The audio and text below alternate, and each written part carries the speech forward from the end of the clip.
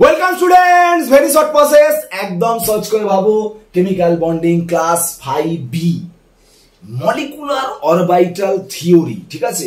Most important, এখান থেকে question must. এমন একটাও বছর দেখাতে পারবে না এখান থেকে কোশ্চেন আসেনি, ঠিক আছে? তোমাদেরও পড়বে সেমিস্টার সিস্টেমে, কোনো চিন্তা নেই। মলিকুলার অরবিটাল থিওরি যেটা জানতে হবে প্রথম, সেটা হচ্ছে, দেখো আমি তোমাকে বললাম যে হাইড্রোজেন অ্যাটম, দুটো হাইড্রোজেন অ্যাটম জুড়ে হাইড্রোজেন মলিকিউল তৈরি হয়। তো হাইড্রোজেন অ্যাটমের ইলেকট্রন কনফিগারেশন তোমরা জানো, 1s1। এটাকে বলা হয় অ্যাটমিক অরবিটাল, ঠিক? এখন হাইড্রোজেনের 1s অরবিটালটা এটা ধরছি, ইলেকট্রন 1 আছে। হাইড্রোজেনের 1s অরবিটাল, ইলেকট্রন 1। এটা এনার্জির গ্রাফ, এনার্জি, ঠিক আছে? এই হাইড্রোজেনের যা এনার্জি, এই হাইড্রোজেনেরও সেম এনার্জি। এখন এই 1s আর 1s দুটো অরবিটাল জুড়েই তো H2 ফর্ম হয়।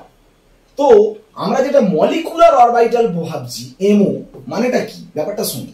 বলছে দুটো H জুড়ে যখন H2 হয়, 1s আর 1s তো ওভারল্যাপ হয়। ওভারল্যাপ হওয়ার সময় 1s আর 1s ওভারল্যাপ হওয়ার সময় এই দুটো অরবিটাল জুড়ে যখন H2 ফর্ম হয়, তখন একটা অরবিটালের এনার্জি বেড়ে যায়, একটা অরবিটালের এনার্জি কমে যায়। তার মানে H এর অরবিটালের, দেখো এরও 1s এরও 1s, কিন্তু H2 অরবিটাল গুলো কিন্তু 1s আর নেই। দেখো একজনের ওপরে এনার্জি মানে বেশি এনার্জি, একজনের কম এনার্জি। যার কম এনার্জি তাকে বলা হয় সিগমা 1s, যার বেশি এনার্জি তাকে বলা হয় সিগমা স্টার 1s, ঠিক আছে?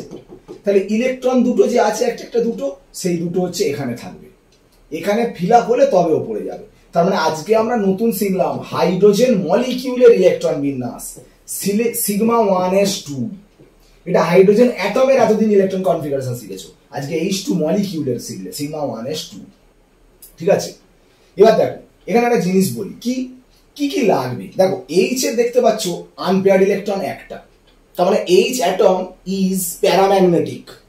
বাট H2 এর ক্ষেত্রে দেখো আনপেয়ার্ড ইলেকট্রন নেই, দেখো পেয়ার্ড ইলেকট্রন, তার মানে H2 ইজ ডায়াম্যাগনেটিক। এটা কিন্তু বুঝতে হবে। তার মানে H atom paramagnetic, but H2 কিন্তু ডায়াম্যাগনেটিক। এটা বুঝলে মলিকুলার অরবিটাল থিওরি থেকে। আর কি শিখলে, কারণ একটা জিনিস শিখতে হবে, বন্ড অর্ডার, বন্ধন ক্রম, মানে হচ্ছে half NB minus NA, bonding electron minus anti bonding electron. Bonding electron মানে স্টার ছাড়া ইলেকট্রন। স্টার ছাড়া ইলেকট্রন কটা? দুটো, 2 দিলে। স্টারে ইলেকট্রন কটা দেখছো? 0, নেই ইলেকট্রন। তাহলে ক্যালকুলেশন করলে কত? 1। এই যে বন্ড অর্ডার 1 পেলে, মানে কি H2 এর মধ্যে একটা বন্ড আছে। সত্যিই তো তাই, হাইড্রোজেনে H আর H এর মধ্যে তো একটাই বন্ড থাকে, ওই জন্য বন্ড অর্ডারটা কত পেলে? 1 পেলে। বোঝা গেল ব্যাপারটা? নেক্সট আমাকে এই যে H2 বলা হলো, যদি আমাকে বলে H2 মাইনাসে বের করো, তখন কিন্তু লিখবো একটা H, একটা H মাইনাস। তাহলে H আর H মাইনাস জুড়লে কি হবে? H2 minus. তাহলে H এর হচ্ছে 1s1, H মাইনাস হচ্ছে 1s2। কেন বলতে H মাইনাস একটা ইলেকট্রন নিয়েছে, 1s2। তাহলে H2 মাইনাসের কি হবে? একটা সিগমা 1s, একটা সিগমা স্টার 1s। তাহলে দেখো দুটো, একটা 3টে ইলেকট্রন, তাহলে এখানে দুটো, এখানে একটা। তার মানে H2 মাইনাসের ইলেকট্রন বিন্যাস কি হবে? Sigma 1s2, sigma star 1s1। That is paramagnetic, কারণ আনপেয়ার্ড ইলেকট্রন আছে, ঠিক আছে? বন্ড অর্ডার বের করতে পারবে।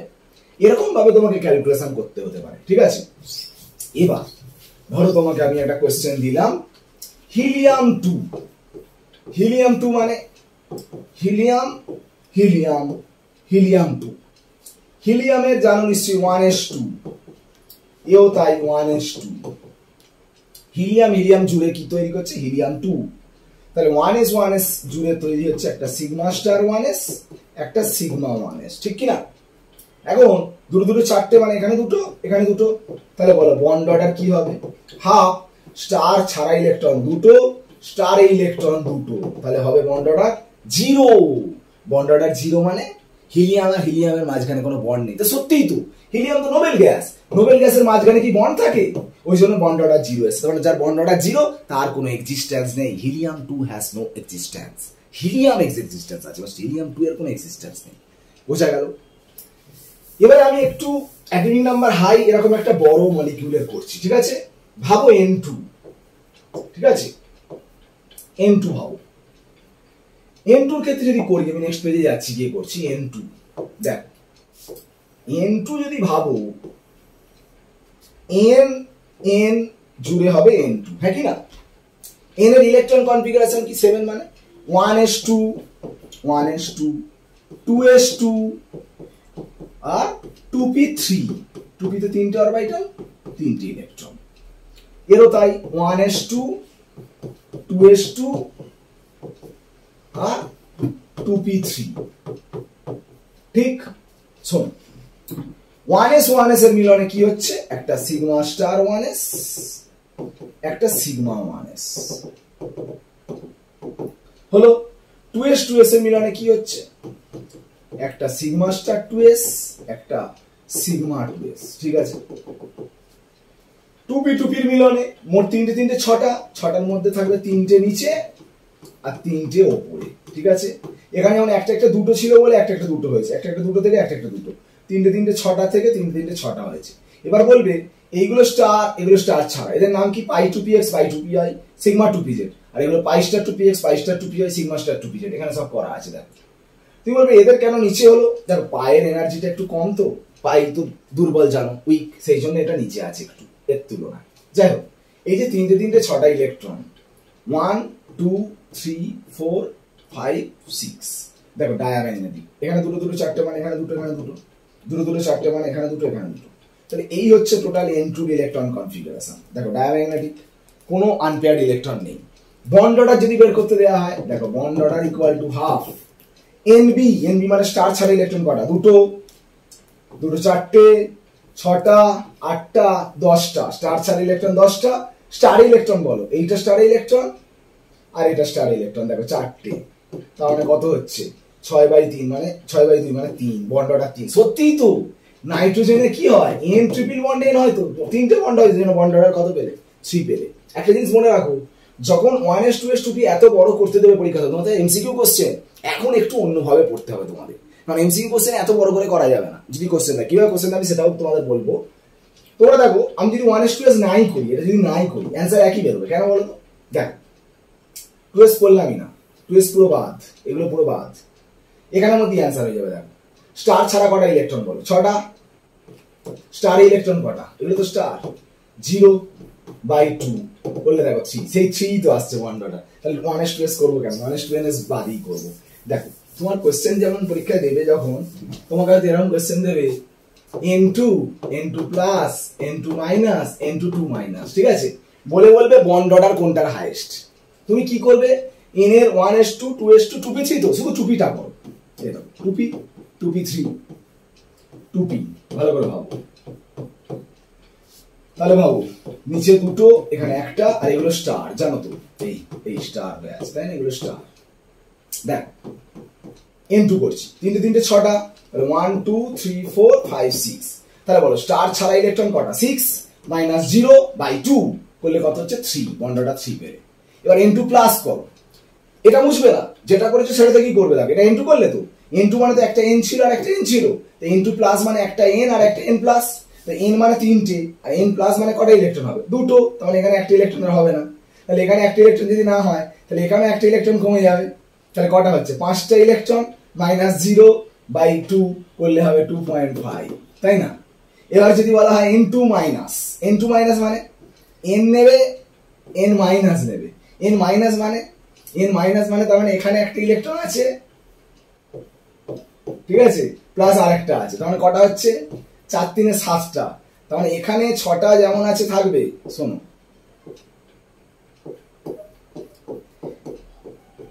দেখো ভালো করে শোনো, 4 3 7টা, তো 1 2 3 4 5 6, এই স্টারে একটা হবে 7টা। তাহলে কটা হচ্ছে? দেখো স্টার ছাড়া ইলেকট্রন 6টা মাইনাস স্টারে একটা, মানে 6 - 1 5/2, মানে করলে কত হবে? সেই আড়াই আসছে। N2 2 মাইনাস মানে কি করবে? N নেবে একটা আর একটা N2 মাইনাস নেবে, মানে আবার একটা ইলেকট্রন, তাহলে আবার এখানে একটা ইলেকট্রন হবে, তার মানে 6 - 2/2 মানে হবে 2। দেখো তাহলে এর হচ্ছে 3, এরপর 2.5, এর 2.5, এর 2, তাহলে বন্ডটা সব থেকে হাইয়েস্ট কোনটা হলো? N2 হাইয়েস্ট হলো। এবারে দেখো তোমাকে শুধু বন্ডটা থেকে কোশ্চেন থাকবে তা নয়, আরো অনেক কিছু কোশ্চেন থাকতে পারে, যেটা নিয়ে একটু আলোচনা করবো। দেখো তুমি এই ছবিটা দেখো, এটা সব ক্ষেত্রে O2 F2 Ne2 এর ক্ষেত্রে একটু ডায়াগ্রামটা চেঞ্জ আছে। এই দুটো দেখো, একজন উপরে আছে একজন নিচে আছে, এইগুলো একটু খেয়াল রাখবে, ঠিক আছে? তো এরপরে যেটা তোমাদের শিখতে হবে, দেখো একটা কথা বলি, এটা মনে রাখবে, সিঙ্গেল বন্ড লেন্থ কিন্তু বড়, ডাবল বন্ডের লেন্থ ছোট, ট্রিপল বন্ডের লেন্থ কিন্তু আরো ছোট, ঠিক আছে? তার মানে বন্ড অর্ডার 1 যার হচ্ছে তার লেন্থ বড়, আর যার বন্ড অর্ডার 3 হচ্ছে তার লেন্থটা ছোট। তার মানে বন্ড অর্ডার বাড়লে বন্ড লেন্থটা কমে, এটা মাথায় রাখবে। আর কি, লেন্থ যদি ছোট হয় বন্ডটা কিন্তু ভাঙা যায় না। বড় লাঠি কিন্তু তুমি ভেঙে দিতে পারবে, ছোট লাঠি ভাঙতে পারবে? ভাঙতে পারবে না। তার মানে বন্ড ভাঙাটা টাফ, তার মানে বন্ড ডিসোসিয়েশন এনার্জি বেশি। তার মানে এখান থেকে তোমাকে যেটা ভাবতে হবে যে আমি যদি বলি বন্ড অর্ডার, দেখো সব থেকে বন্ড অর্ডারটা কি হলো তুমি বলো? N2 বন্ড অর্ডার সব থেকে বেশি হলো, N2 প্লাস আর N2 মাইনাস এর কিন্তু সেম হলো, তারপরে N2 2 মাইনাস হলো। এবারে তাহলে আমি কি বলছি? বন্ড লেন্থ, তার মানে N2 বন্ড অর্ডার বেশি বলে বন্ড লেন্থটা কিন্তু কম হবে। তার মানে পুরো উল্টে যাচ্ছে, দেখো N2 plus N2 minus N2 2 minus, ঠিক আছে? বন্ড লেন্থের পরে যেটা বলবো বন্ড ডিসোসিয়েশন এনার্জি, মানে বন্ড ভাঙতে যে এনার্জি লাগে, যার বন্ড লেন্থ ছোট সেই বন্ড কিন্তু ভাঙতে বেশি এনার্জি লাগবে। তার মানে আবার উল্টে যাচ্ছে, দেখো আবার এটা চেঞ্জ হয়ে গেল, ঠিক আছে? সরি, এটা কিন্তু ইকুয়াল ছিল, ইকুয়াল টু N2 মাইনাস, উল্টে গেল। দেখো এবারে বন্ড ডিসোসিয়েশন এনার্জি, এবারে দেখো এটা বন্ড ভাঙতে বেশি এনার্জি লাগছে, বন্ড ভাঙলে তবে তো রিঅ্যাকশন হয়, তাহলে এর বন্ড ভাঙতে যদি বেশি এনার্জি লাগে তাহলে এর সহজে বন্ড ভাঙছে না, মানে রিঅ্যাকশন কম করবে। তার মানে রিঅ্যাক্টিভিটি যদি বলো, রিঅ্যাক্টিভিটি এর তার মানে কম হবে। দেখো আবার উল্টে গেল, N2 plus N2 minus N2 2 minus. আর রিঅ্যাক্টিভিটি যার কম তার মানে রিঅ্যাকশন সহজে করছে না, তার মানে সে স্টেবল হয়ে আছে। মানে স্টেবল মানে বুঝতে পারছো না, রিঅ্যাক্টিভিটি কম করবে, মানে রিঅ্যাক্টিভিটি যার কম হবে তার স্টেবিলিটিটা আবার বেশি, স্থায়িত্ব। স্টেবিলিটি কি হচ্ছে? আবার উল্টে গেল। দেখো এইটা তোমাকে মাথায় রাখতে হবে পর পর, যার বন্ড অর্ডার বেশি তার বন্ড লেন্থ কম, যার বন্ড লেন্থ কম তার বন্ড ডিসোসিয়েশন এনার্জি বেশি, যার বন্ড ডিসোসিয়েশন এনার্জি বেশি তার রিঅ্যাক্টিভিটি কম, যার রিঅ্যাক্টিভিটি কম তার স্টেবিলিটি বেশি। এইটা তোমাকে ভালো করে মাথায় রাখতে হবে, ঠিক আছে? এবার এই যে ইকুয়াল দিয়েছো, দেখো এই ইকুয়াল গুলো কেন দিয়েছো তুমি জানো, এর 3, এর 2.5, এর 2.5, এর 2, তাই জন্য ইকুয়াল দিয়েছো তো। কিন্তু মনে রাখো দুটো ইকুয়াল হলেও কিন্তু অরিজিনালি ইকুয়াল নয়। কেন? N2 প্লাস এর 2.5, N2 মাইনাস এর 2.5, ঠিক কথা। তোমাকে যেমন ছবি আঁকলাম তুমি দেখেছো নিশ্চয়ই, N2 মাইনাস এর ক্ষেত্রে স্টারে ইলেকট্রন একটা বেশি আছে। স্টারে ইলেকট্রন বেশি মানে কি? স্টারে ইলেকট্রন মানে স্টার মানে উপরে এনার্জি, হায়ার এনার্জিতে ইলেকট্রন বেশি। হায়ার এনার্জি মানে এক্সাইটেড, মানে রিঅ্যাক্টিভিটি হাই। তার মানে এই যে রিঅ্যাক্টিভিটি বলছো N2 মাইনাসের কিন্তু রিঅ্যাক্টিভিটিটা হাই হবে, সেই জন্য এইখানটা কিন্তু গ্রেটার দ্যান হবে, বোঝা গেল? তার মানে স্টেবিলিটিটা আবার উল্টো হয়ে যাবে। এই জায়গাটা কিন্তু একটু মনে রাখবে, ঠিক আছে? যদি যত ইকুয়াল হোক, এইগুলো যেমন আছে তেমন থাকবে, কোনো অসুবিধা নেই, ঠিক আছে? এই হচ্ছে টোটাল বন্ড অর্ডারের বিষয়।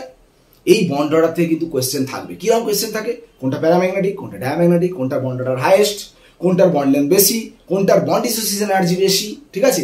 এই ধরনের কোয়েশ্চেনগুলো কিন্তু করতে হবে। সবই কিন্তু এমসিকিউ প্যাটার্ন এখানে কোয়েশ্চেন আসবে, ভালো করে করবে। বন্ড অর্ডার থেকে কোয়েশ্চেন মাস্ট, এমো থিওরি থেকে, ঠিক আছে? ভালো করে করো। আজকের ক্লাস এখানেই শেষ করলাম। শুধু তাই নয়, কেমিক্যাল বন্ডিং পুরো শেষ। কেমিক্যাল বন্ডিং যা যা ক্লাস আছে ভালো করে দেখো। কেমিক্যাল বন্ডিং পুরো সব কটা ক্লাস যদি ভালো করে করতে পারো তাহলে এমনি সব ক্লাস, সব চ্যাপ্টার এমনি পেরে যাবে। আমি তোমাদের বলে দিয়েছি অ্যাটমিক স্ট্রাকচারের ইলেকট্রন কনফিগারেশন, পিরিয়ডিক টেবিল আর কেমিক্যাল বন্ডিং ফুল যদি কনসেপ্ট থাকে, অন্য যেসব চ্যাপ্টারগুলো আছে S block, P block, DF block, এইসব চ্যাপ্টারগুলোর কোনো কনসেপ্ট লাগবে না, শুধু থিওরিগুলো করলেই হবে। এই কনসেপ্টই কিন্তু সেই চ্যাপ্টারগুলো হয়ে যাবে। ভালো করে কেমিক্যাল বন্ডিং পড়ো। আজ ক্লাস এখানেই শেষ করলাম। ওকে, বাই।